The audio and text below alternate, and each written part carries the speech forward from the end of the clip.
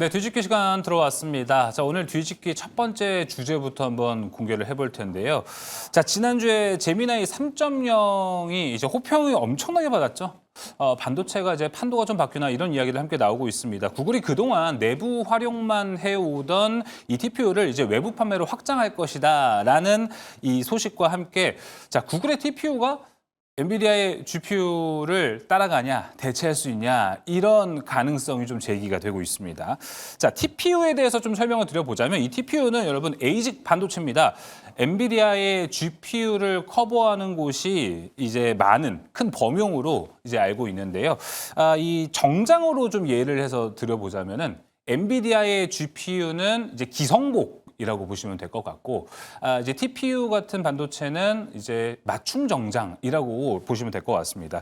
이 빅테크, 뭐 메타, 구글, 아마존, 빅테크들마다 쓰는 AI 서비스가 다 다릅니다. 그러다 보니까 이 비싼 GPU가 구하기 어렵다면 우리한테 최적화된 이 칩을 만들자 해서 에이직이 각광을 받기 시작했고 비싼 GPU를 구매한 대신에 조금 더 저렴하게 AI 칩을 구할 수 있다는 측면에서 비용 절감의 효과까지도 있습니다. 작년 이맘때 이제 12월이었죠. 브로드컴이 급등했던 걸 보면 그때가 이제 에이직 반도체가 관심을 받기 시작한 시기다 이렇게 보시면 좋을 것 같습니다.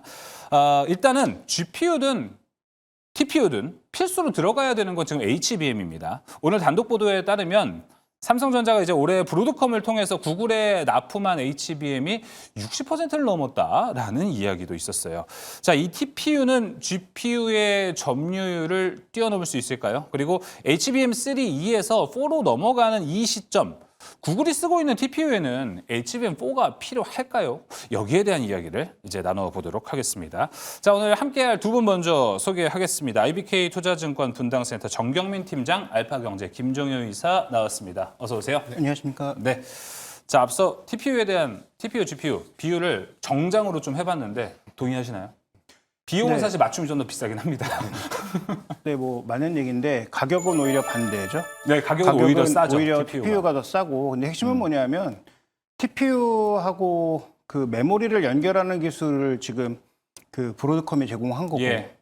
그러니까 엔비디아가 대단한 건 쿠다라고 하는 플랫폼만 아니라 NV 링크를 포함한 서버 간, 칩 간 연결하는 모든 기술까지 다 들고 있는 게 맞아요. 이제 정말 뭐 지독한 기업이다라고 네, 볼 수 있을 지독하죠. 정도로 모든 기술들을 다 갖고 있고, 그러면 구글은 그 메모리하고 그 메인 칩과의 연결이 그동안 좋지 않았기 때문에 그걸 이제 올려주는 과정에서 브로드컴이 원래 이제 통신 칩을 만들던 기업이니까 이런 설계를 통해서 일부 해결을 했지만, 그럼에도 불구하고 기본적으로 메모리의 탑재 용량이 TPU가 작다는 것이죠. 맞아요.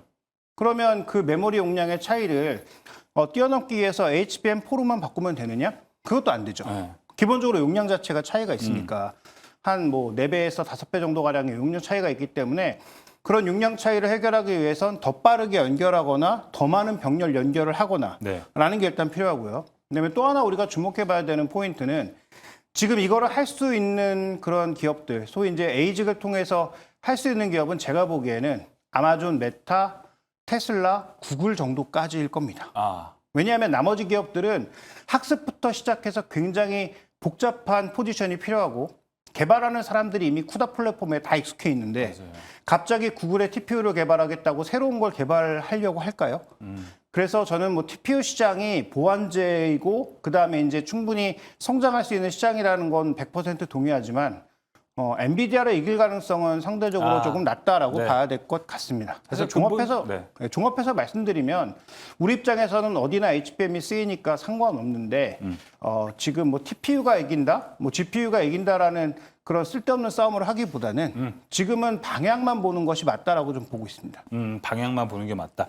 자, 그렇다면 이제 TPU가 얼만큼 치고 올라갈지가 사실 많이 궁금해하는 포인트가 될 것 같은데 지금까지 HBM 이제 AI 시대가 도래한 이후에 이 반도체에 엄청나게 많은 키워드들이 나왔었습니다. HBM이 나왔었고요. 막 그 다음에 CXL도 나왔고, 뭐 액침 냉각, 소캠, 막 차세대 기술들이 줄줄줄 나왔었는데 이제 TPU까지 나왔어요. 근데 앞서 봤던 뭐 유리기판까지 포함해서 그런 키워드들보다 TPU는 조금 강해 보이긴 합니다. 네, 뭐 기존에 없었던 거고 실질적인 그런 이제 사용처가 있고 거기에 따른 또 좀 매출이 좀 나오다 보니까 이제 약간 기술만 있던 거랑 또 이제 양산이 들어가서 뭔가 매출이 나오는 거하고는 연결된 거랑은 네. 좀 차별이 나다 보니까 이제 현실감이 있다 보니 시장에서 좀 인식을 한 거고요. 방금 이제 김종현 이사가 쭉 하셨던 말씀 중에 가장 기억에 남는 말이 쓸데없는 뭐 논란이라는 예. 생각이 좀 뭐 그게 좀 딱 꽂혔는데요. 네. 맞는 얘기인 것 같아요. 뭐 일단 삼성전자든 SK 하이닉스든 이 두 기업을 가지고 HBM이 누가 어디에 훨씬 뭐 많이 적용이 되고 향후에 매출이 누가 더 많이 나오냐 정말 뭐 저는 뭐 큰 의미 없는 이제 그런 논란이 아닌가 생각 들고 앵커께서 처음에 그 정장으로 좀 뭐 예를 좀 들어주셨습니다만. 이제 맞춤 정장 시장이 뭐 비싼 것도 있고 이제 뭐 어느 정도 이제 테일러메이드를 해야 되기 때문에 싼 데가 비싸긴 해요. 조금 그런 예. 건 합니다만 규모로 봤을 때 맞춤 정장 시장의 규모와 이 뭐 대량 생산으로 하는 이제 백화점과는 기성공의 다르죠. 이 네. 시장과는 뭐 비교가 안 되는 그런 시장이라고 볼 수 있거든요. 그리고 거기에 이제 이 플랫폼 그리고 이 인터페이스 자체가 지금 훨씬 엔비디아가 먼저 치고 나간 곳이 훨씬 더 지금 장악을 많이 했고 이게 이제 어느 정도 잠식이 될 수는 있겠습니다만 뭐 큰 이 메인 그러니까 대세에는 큰 지장이 없을 가능성이 좀 매우 높고요. 일단 GPU와 TPU를 뭐 비교하는 자체가 한 뭐 저도 이제 뭐 스터디를 하면서 본 거지만 많이 잡아야 GPU 성능의 뭐 20% 아니면 뭐 한 10% 네. 가격도 뭐 그런 정도 뭐 이런 정도라고 본다고 한다면 메모리 반도체를 탑재하고 있는 뭐 삼성전자, SK 하이닉스한테는 누가 얼만큼 더 이 많이 들어가느냐의 문제가 아니라 이 두 기업의 방향성을 가지고 이 마이크론 뭐조차도 지금 이제 좀 쭈그러든 그런 상황에서 삼성전자, SK 하이닉스에 대한 그런 방향성에 집중하는 게 저도 김종인 이사랑 좀 네. 동의하는 말씀을 좀 드리고 싶습니다. 알겠습니다. 뭐 TPU든 GPU든 일단은 가는 방향은 같은 건데 지금 뭐가 더 좋아질 거냐라고 이야기하는 거는 좀 낭비일 것 같고 그 방향성에 대해서 같이 이야기를 해보면 좋을 것 같습니다. 자, 그런데 제가 조금 지난주부터 궁금했던 거는 HBM이요. 3E에서 이제 4로 넘어가는 시기입니다. 이제 내년부터 거의 다 4라고 이제 보면 될 것 같은데 이번에 TPU가 조금 더 각광을 받았던 거는 비용 절감이라는 포인트도 좀 있었어요. 그런데 HBM4는 이제 더 비싸질 거 아닙니까? 근데 HBM이 4가 나온 시점에서 SK 하이닉스는 이거 어떻게 좀 대응을 해야 되는 거야? 그래서 주가가 최근에 좀 빠진 것도 HBM4가 좀 필요가 없어지는 건가? 이런 걸 우리가 지금 보고 있는 건지 아니다. HBM4는 여전히 TPU든 뭐 GPU든 HBM4는 무조건 중요한 기술력이다. 이렇게 봐야 되는 건지 좀 이건 헷갈리더라고요. 그러니까 SK하이닉스에 있어서 핵심 포인트는 실적이 고정돼 있는데 줄어들지 않을까에 대한 위험이고 네. 삼성전자는 이익이 더 확대될 개연성이 여러 군데에서 높다는 게 포인트인 거죠. 그러니까 지금 삼성전자 같은 경우에는 비모리에서도 터진다 이런 얘기가 뭐 결과는 봐야 되겠습니다만 뭐 지금 맥시노스 2600부터 시작해서 맞아요. 이게 만약에 성공하면 지금 테슬라 물량뿐만 아니라 그러니까 삼성 파운드리의 가장 큰 문제가 뭡니까? TSMC는 애플의 그 장기 물량을 바탕으로 계속 그 설비 투자하고 연구하고 개발하고 이게 가능했는데 삼성전자는 계속 뭔가 프로젝트당 뭐를 맞다 보니까 성능만 안 나오면 바로 취소되고 그러면 매출 자체가 재료가 되고 당연히 설비 투자 못하고 R&D 못하고 이런 악순환을 반복해왔던 거잖아요. 근데 지금 테슬라가 AI5, AI6부터 장기 물량을 공급할 것으로 현재까지는 예상이 되고 있고 거기다가 이제 엑시노스가 다시 정신 차리고 돌아서서 최소한 삼성전자나 일부 그 IT 기기 쪽으로 만약에 공급을 시작하고 그다음에 현대차의 자동차용 칩 같은 것들도 엔비디아와 협력해서 공급해주기 시작한다면은 그럼 파운드리 실적이 살아나는 거니까 이게 분기당 거의 2조씩 마이너스 잡아먹었던 사업부가 그렇죠. 플러스로 전환된다는 것만으로도 연간 한 10조 이상의 플러스 효과가 있는 거죠. 그러면 지금 SK하이닉스는 고정된 이익, 이미 다 내년도 HBM을 팔아놨기 때문에 고정된 이익에서 HBM의 점유율이 줄어들거나 HBM4 가격이 빠지면 실적이 약간은 출렁일 거로 보이는데 삼성전자는 지금 어차피 SK하이닉스가 HBM을 다 팔아놓은 상황이니까 누군가 HBM이 더 필요하다면 3가 됐든 4가 됐든 그건 삼성전자 마이크론에서 받아갈 수밖에 없는 거잖아요. 맞아요. 그러니까 그런 측면에서 서로 트레이드 오프 관계가 있어서 잠깐 삼성전자가 더 선호받는 것으로 보이나 중장기적으로 우리가 주목해봐야 될 건 지금 SK하이닉스 70조, 삼성전자 100조 정도의 영업이익을 내년에 바라보고 있는 건데 네. 이게 급격하게 떨어지면 둘 다 투자할 이유가 별로 없죠. 어. 근데 둘 다 그 레벨 정도 수준을 유지한다면 지금도 주가가 싸다고 봐야 되지 않을까요? 그러니까 제가 봐야 되는 건 맞추지도 못할 걸 자꾸 분석하면서 이걸 맞추려고 생각하기보다는 딱 하나로 중심축을 놓고 삼성전자가 내년도 이익 100조가 확 빠질 만한 이유가 있느냐? SK하이닉스도 70조에서 확 빠질 만한 이유가 없느냐? 그런 이유가 없다면 조정시마다 계속 사야 되는 게 맞는 방향이라고 저는 보고 있습니다. 알겠습니다. 근데 SK하이닉스가 HBM4 판 거 그 확정 이익이요. 그게 지금 1년치인가요? 보통 HBM은 1년치를 예약하고요. 예. D램은 원래 3개월 단위였는데 이것도 최근에 물량이 달려서 6개월 단위로 늘어난다는 뉴스들이 최근 들어서 나오고 있습니다. 예, 알겠습니다. 일단 HBM은 1년치를 한 번에 쭉 한다라고 보면 좋을 것 같습니다. 자, 그러면은 팀장님 생각은 어떠세요? HBM의 현재 HBM4까지 가는 것 사치다. 뭐 이런 이야기도 좀 있습니다. 뭐 좀 그럴 리는 없어 보이고요. 네. 지금 이제 필요한 그런 연산이나 이런 속도가 훨씬 더 이제 더 고성능의 메모리를 요구하기 때문에 HBM4가 사치는 건 이미 뭐 그러면은 가격을 그렇게 정해놓고 물량까지도 네. 할 이유는 좀 없었다고 좀 생각이 들어요. 근데 저의 컨셉은 HBM 쪽에 좀 뭐 미래 또 좀 밝은 좀 투자를 해보시겠다라고 하시는 분들은 전 아직도 SK하이닉스가 조금 더 속도면에서 좀 앞서 있다라고 생각이 들고 네. 그 외에 뭐 여러 가지 먹을거리가 많은 특히나 SK하이닉스에는 없지만 삼성전자에 있는 가장 큰 요인 중에 하나는 역시 이제 시스템 반도체 쪽이죠. ASIC 쪽을 좀 갖고 있는 부분이기 때문에 최근 들어서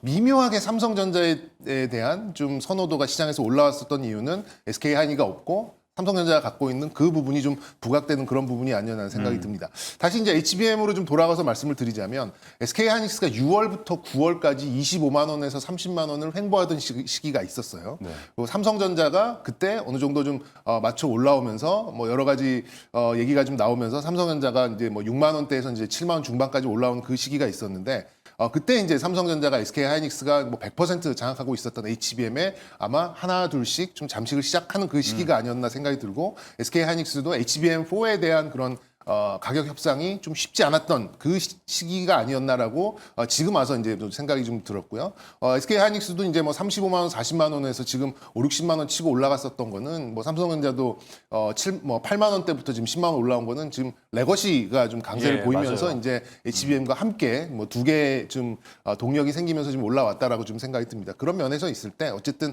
HBM 쪽으로만 놓고 봤을 때는 SK하이닉스가 아직까지는 뭐 절대적인 권력을 좀 쥐고 있다라고 생각이 들고 삼성전자 그 외에 이제 HBM 쪽을 지금 조금씩 뭐 엔비디아 외에 뭐 HBM4 쪽으로 좀 진행을 하고 있는데 최근 뭐 이거는 뭐 좀 지나봐야 알 수도 있겠습니다만 최근 삼성전자의 선호도가 조금씩 올라오고 있는 부분은 SK하이닉스가 갖고 있지 못한 어떤 사업부에선가에 지금 이제 시장의 선호도가 올라온 것 같은데 그게 이제 TPU를 비롯한 그렇죠. 그런 ASIC 쪽에 어쨌든 TSMC와 같이 파운드리를 할 수 있는 그 능력이 있기 때문에 그 부분이 지금 삼성전자의 선호도를 SK하이닉스보다 미묘하게 조금 더 앞서 있는 그 요인이 좀 되지 않았나 이렇게 좀 분석하고 있습니다. 네, 하이닉스가 없는 기술, 삼성전자가 갖고 있는 게 파운드리죠. 앞으로 좀 이제 전반적으로 전성비 좋은 칩이 좀 대세가 될 것이다. 뭐 이런 이야기를 나오고 있는데 삼성전자 파운드리가 좀 좋은 결과를 많이 냈으면 좋겠다. 이렇게 보면 좋을 것 같습니다. 자, 그럼 팀장님의 뒤집기는 이제 삼성 파운드리 밸류 체인에 주목해 보자. 이렇게 정리를 해볼 수 있을 것 같고, 자, 그럼 이사님의 뒤집기 한마디는 아까 얘기 좀 들어보면은 굳이 뭐 어딘가 재지 말고 쭉 봐라 이런 것 같은데요. 네, 근데 삼성전자가 가진 또 하나의 강점은 지금 하이닉스는 미국의 공장을 짓고 있는 인디애나에 짓고 있는 것 자체가 패키징 공장에서 끝나잖아요. 근데 삼성전자는 D램은 없지만 소위 이제 비메모리 쪽의 공장을 이미 가지고 있고 오스틴에 그다음에 이제 추가적으로 테일러에 확장하는 그런 과정에 있지 않습니까? 그래서 오스틴 팹에서 지금 원래 애플이 소니에서 가져다 썼던 카메라 센서도 지금 삼성이 가져간다는 뉴스가 나왔으니까 그런 부분들에 있어서의 긍정적 요소가 나타난다라고 봐야 될 것 같고 저의 결론은 뭐 이미 계속 말씀드리는 것처럼 흔들리지 말고 지금 어차피 SK하이닉스하고 삼성전자 흔들리면 우리 시장도 제가 보기엔 상승이 끝났거나 네. 종료될 가능성이 높은 거예요. 그러니까 지금 시장을 긍정적으로 보면서 삼성전자, SK하이닉스에 대해서 부정적인 생각을 가진다는 것 자체는 뭐 단기적인 투자에 있어서는 분명히 이 두 종목을 뛰어넘을 수 있는 종목군들이 많이 있겠습니다만 네. 그 시장을 나쁘게 보는 거와 똑같은 얘기거든요. 그쵸. 저는 그래서 뭐 흔들릴 이유가 전혀 없다. 두 종목에 대해서 조정 시 매수 관점이 여전히 유효하다라고 보고 있습니다. 알겠습니다. 조정 씨 매수 전략 유효하다. 이렇게 지켜볼 수 있겠습니다. 자, 그럼 이제 첫 번째 뒤집기는 여기서 마무리해보고요. 두 번째 뒤집기로 한번 가보도록 하겠습니다. 주제 한번 열어주세요. 꿈의 첫스타. 코스닥에 산타가 올까요? 오늘 오프닝도 이 얘기를 좀 해봤습니다. 사실 오늘 시장에 되게 궁금했던 게 금요일에 너무나도 코스닥의 쏠림이 심해가지고 오늘은 좀 뭔가 달라질까 했는데 오늘까지 좀 연장선상이 나오고 있는 것 같습니다. 기본적으로 일단 외국인은 사실 지금 양시장을 다 팔고 있고 기관이 코스피를 팔고 코스닥에서 2,373억 원을 일단 더 담아가고 있습니다. 산타는 정경민 팀장님. 네. 코스닥에 올까요? 뭐 이미 한 발은 들여놓은 게 아닌가. 네, 한 발은 들여놨다. 굴뚝에 한 발은 들여놓은 게 아닌가 좀 생각이 들고요. 이게 이제 뭐 어쨌든 정치적인 색깔이 어느 정도는 뭐 좀 들어가 있는 이제 그런 예. 좀 정책이다 보니까 뭐 아예 그거를 좀 무시할 수 있는 상황은 좀 아닌 것 같고요. 그리고 이제 코스닥이 뭐 그동안 뭐 여러 가지 얘기가 나왔어요. 뭐 금리 인하가 됐을 경우 또 시중의 유동성이 증가했을 경우 뭐 키높이를 맞추기 위한 그런 매수 뭐 이런 것들이 좀 계속 나왔습니다만 뭐 가장 결정적인 이유는 이제 어쨌든 이 큰 손들이 이 코스닥에 대한 벤치마크 지수를 늘린다. 그쵸. 그만큼의 이제 유동성을 더 공급한다. 이게 좀 가장 그런 중요한 부분이고 그런 면에서 봤을 때는 뭐 결론으로 뭐 말씀을 드리자면 일단 좀 지수에 좀 집중하실 필요가 있다라는 지수에? 생각이 들어요. 네. 코스닥에 이제 종목들로 본다 그러면 뭐 밑도 끝도 없이 정말 많이 갈 그렇죠. 수는 있겠습니다만 물론 이제 제가 좀 현업에 이런 브로커로서 일하고 있기 때문에 이제 그런 부분도 있겠습니다만 지수 올라갔는데 내 종목 안 오르는 것처럼 이렇게 답답한 거 이미 좀 기시감이 있잖아요. 짜증나죠.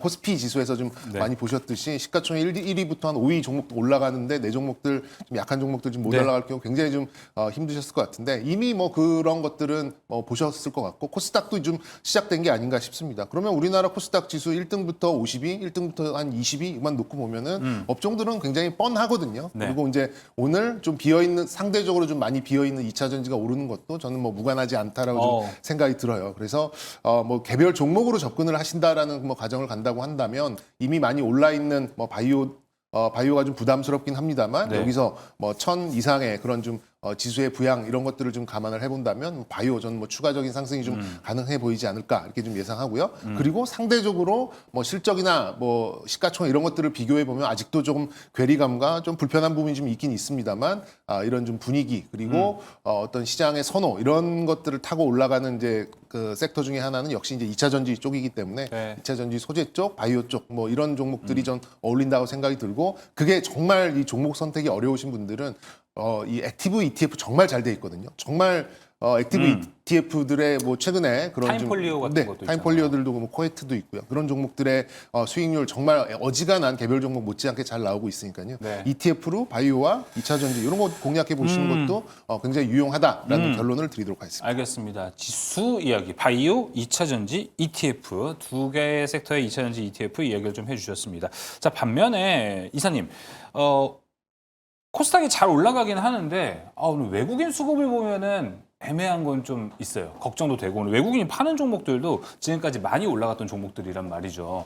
코스닥의 이런 상승세에 대한 연속성에 대해서는 어떻게 생각을 하십니까? 일단 코스닥의 기본적인 속성은 외국인들의 뭐 수급도 당연히 작용을 하겠지만 네. 개인 투자자들의 활발한 수급이 좀 더 강력하게 작용하는 장이죠. 저는 주목하고 있는 건 두 가지인데요. 과거에 이제 정책 사례를 봤을 때 그게 장기적으로 성공하고 말고를 떠나서 DJ 정부 때 벤처 육성. 맞아요. 결국은 몇 개 지금 몇십 조짜리 시총 종목군들이 생겼죠. NC라든지 뭐 네이버 한게임 뭐 그때 다 출발해서 지금의 자리에 온 거니까요. 그다음에 두 번째로 실패한 정책이긴 하지만 참여정부 때 IT8339 그때도 상당히 꽤 오랜 기간 랠리를 보이면서 뭐 유비쿼터스니 뭐 지금은 이름도 생소한 그런 섹터가 굉장히 움직였던 그 구간이 있고요. 네. 지금도 마찬가지죠. 만약에 정부가 정책적으로 코스닥을 육성하는 정책을 쓴다면 어떻게 될까? 지금 이 정부 출범하면서부터 계속 얘기가 나오고 있는 게 무슨 얘기냐면 모험 자본입니다. 소위 산업 자본으로 돈을 보내되 대기업을 뭐 강력하게 지원해주는 정책도 물론 부분적으로 쓰지만 모험 자본의 얘기가 계속 나오면서 오늘 신고가 보이고 있는 종목 미래에셋 벤처 투자하거든요. 그러니까 이런 창투사가 강세를 보이고 있는 이유가 뭘까에 대한 고민이 필요하다는 거죠. 이거 사라는 얘기가 아닙니다. 네. 그래서 이런 부분들로 놓고 봤을 때 저는 코스닥 시장에 긍정적 분위기가 유입되고 있기 때문에 좀 더 이제 투자, IT 투자가 늘어났을 때 올라갈 수 있는 종목군들에 대해서는 저는 뭐 관심이 좀 필요하지 않나 이렇게 보고 있습니다. 그쪽 섹터는 뭐 통신 장비와 디스플레이 쪽으로. 디스플레이 장비, 그다음에 뭐 통신 장비, 반도체 쪽은 당연히 포함되고요. 네, 알겠습니다. IT 쪽까지 함께 이야기 나눠보면서 자 오늘 뒤집기도 여기서 마무리를 해보도록 하겠습니다. IBK 투자증권 분당센터 정경민 팀장, 알파경제 김종효 이사와 함께했습니다. 오늘 말씀 고맙습니다.